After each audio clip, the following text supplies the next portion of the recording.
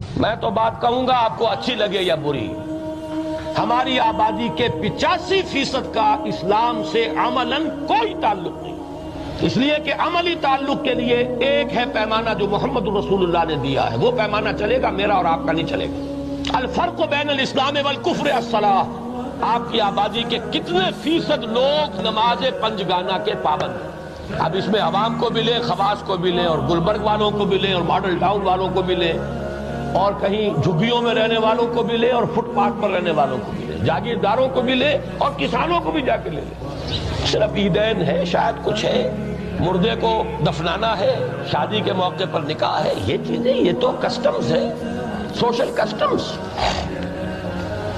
دین کے ساتھ تعلق کے لیے تو اصل یارڈ سٹک نماز پنجگانہ۔ ذرا اندر آئیے، 15% ہوں گے وہ لوگ جو نماز کے پابند ہیں، ان میں سے 8% لوگ وہ ہیں